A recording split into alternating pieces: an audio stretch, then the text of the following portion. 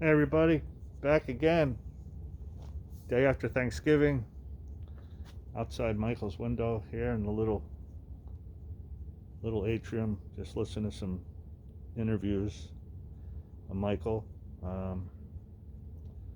And let's listen a little bit.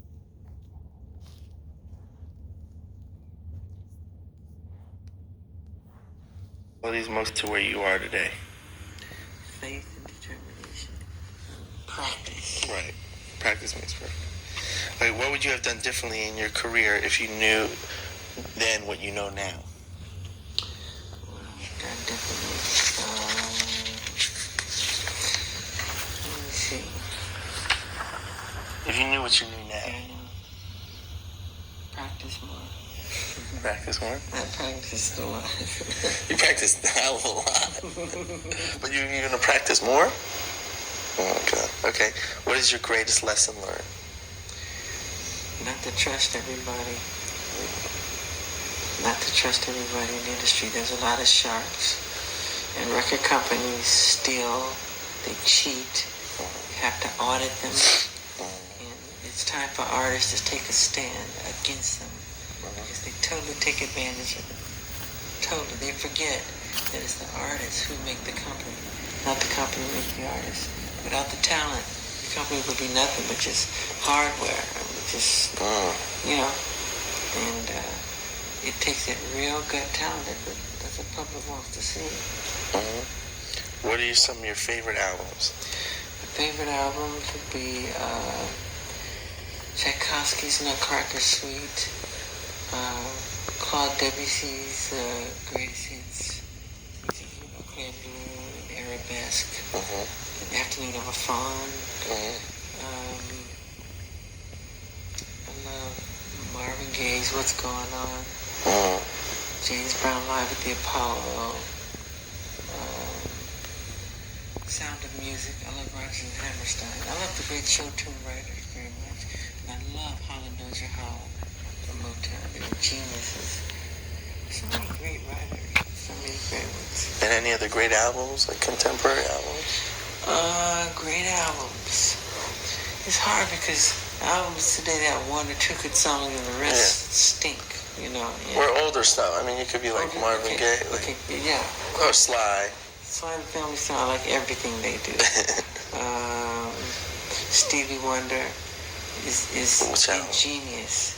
Everyone, Talking Book. I love the one where he did Living for the City. I forget the name of it. Fantastic. I think that was Songs in the Key of Life. Yeah. Right. Fantastic. And hearing his music made me say to myself, I can do this, and I think I can do this on an international level. Really. And then when the Bee Gees came out in the 70s, that did it for me. I cried listening to their music. I knew every note, every instrument. This broken heart. Yeah. How can you mend that one?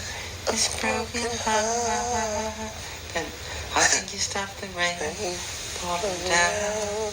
I love that. How can you stop the sun from shining? Accent.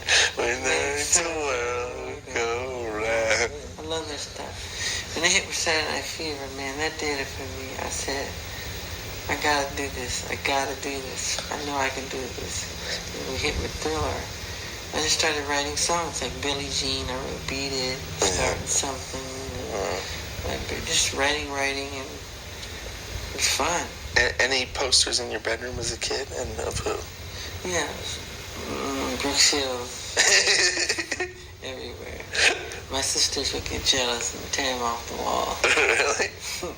Brooke Shields? Okay. What are the great shows that you've seen, concerts? Or even just shows? James Brown, Jackie, with the real entertainers, man. The real was make you get goosebumps. It was James Brown where? Where'd you see him? We used to have to go on stage after him because he would come on, we would come on amateur hour. Yeah. So I'd be in the wings just studying every step. On TV? On a TV show? No, like at the Apollo. Amateur hour at the Apollo. And you saw him perform. Yeah, Jackie Wilson. And Jackie Wilson. Delphonics, Temptations. But the show that, do you remember one show where you saw the Temptations? Yeah. Yeah. Was there a show that you saw that you were like, oh my God? James Brown, Jackie Wilson. James Brown, Jackie Wilson shows at the It made me cry. at the Apollo. Yeah, it made me cry. Wow. I've never seen nothing like that. That kind of emotion, kind of fever, feeling. It was like on another higher spiritual plane they were on. They were like in a trance, and they had the audience in the palm of their hand. I just love how they could control them like that. That kind of power. When they sing, they have tears running down their face. Oh, Well, because they just. you get so into it, you know. Wow. Woo. Now, what are some of your favorite songs? Favorite songs of all time? Yeah. I love Burt Bacharach very much. Any Motown, Beatles like Eleanor Rigby, Yesterday. Any of the Supremes. And all that stuff is great. I think the 60s had some of the best melodies of all time. Between Peter, Paul, and Mary, and, you know, all those people, I thought they were good. Mamas and the Papas were wonderful.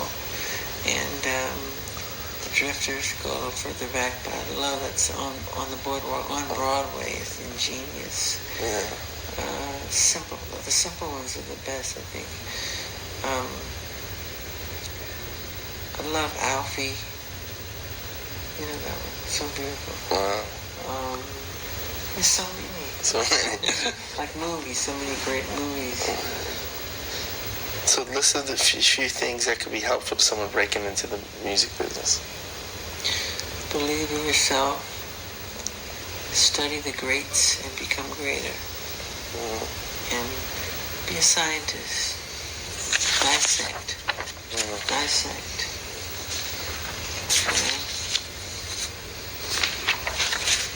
When you said it before, you said something else. Don't give up. No. What did you say? No matter what. I don't care if the whole world is against you or tease you or say you're not going to make it. Believe in yourself. No matter what. No matter what. Some of the greatest men that have made a mark on this world were treated like that. You know, you're not going to do it. You're not going to get anywhere. They laughed at the Wright brothers. They laughed at Thomas Edison. They laughed at Walt Disney. They made jokes of Henry Ford. They said he was ignorant.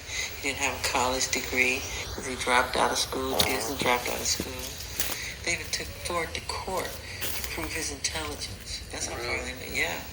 And these are men that shaped and changed our culture, our customs, the way we live, the way we do things. And I think God plants little seeds through people on the earth. And I think you're one, I'm one, to bring some bliss, some escapism, some joy, some magic. Because without entertainment, what would the world be like, you know?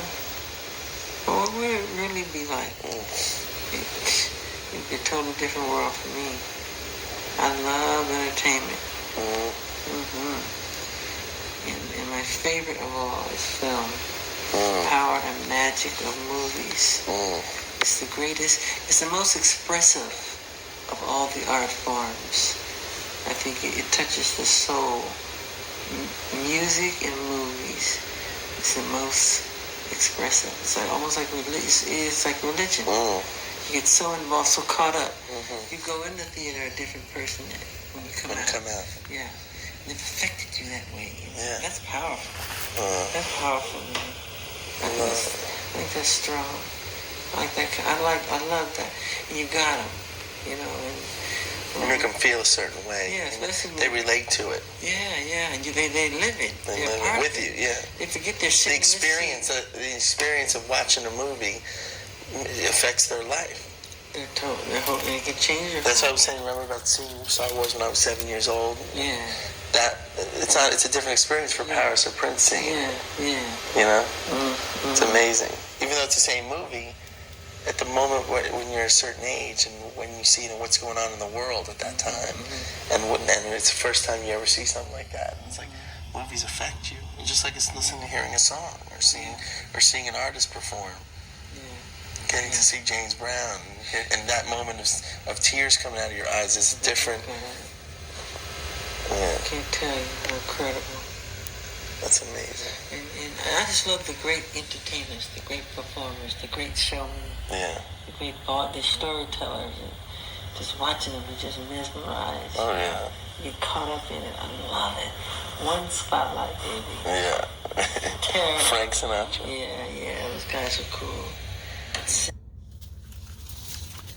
hard to watch that standing out here, let me tell you.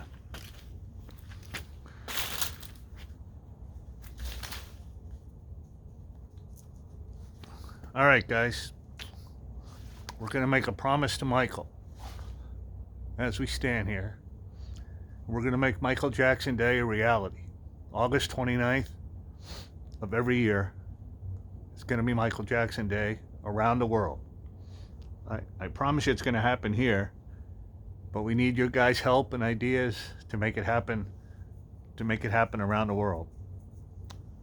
At the end of this video, just leave some comments, just leave ideas, what you guys think we should do. My personal goal is for next year, I mean, with COVID going on and everything, it's going to be a tough 6 months or 9 months, but we have until next August to get it done. And, flowers are great. I mean, I bring hundreds, probably thousands of flowers, and, it's beautiful. But when I look in the sky right out here, if any of you guys saw the video from August, you could check it out. To see that airplane in the horizon coming, first you hear it, and then you see it. And it said, "Happy Michael Jackson Day. We love you, Michael," with a heart. And just think of how cool it would be to have that at least in every continent. That'll be the goal for the first year.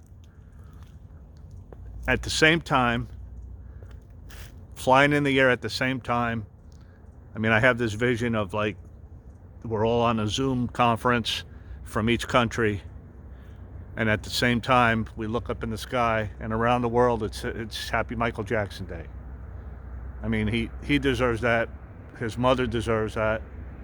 The fans would love that. And we can make it happen. I mean, I made it happen here, and with all of us working together, around the world, we can make it happen. I don't want to put the camera on myself right now because you don't want to see my eyes right now. But at the end of this video, just leave your comments. I'm planning on being at Neverland for Christmas morning. One of Michael's fans in Greece had a great idea. Said if we make a video and we all do a heal the world type of thing where everybody does a great humanitarian deed and leaves a comment and we post them when I get there Christmas morning, something like that. So I mean, if you guys have ideas, just leave them.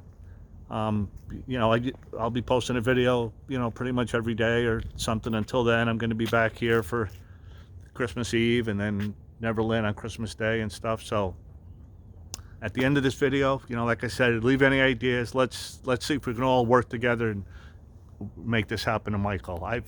I stood out here and promised him that it would happen here, and it happened last year, but we want to make it happen around the world. And then after COVID and stuff, it would be great if we could get it into law in different countries. I've been trying to get a statue and a plaque to put him right there, and there's all legal reasons why we can't and stuff like that. And it'd be so cool. Like China has statues of him, Brazil, Germany, other countries. It'd be so cool if once we get the first one, it'd be a lot easier to get the second one. So let's all make a promise to Michael right here, right now, that we're going to do whatever it takes to make Michael Jackson Day a reality. Thanks for watching, everybody.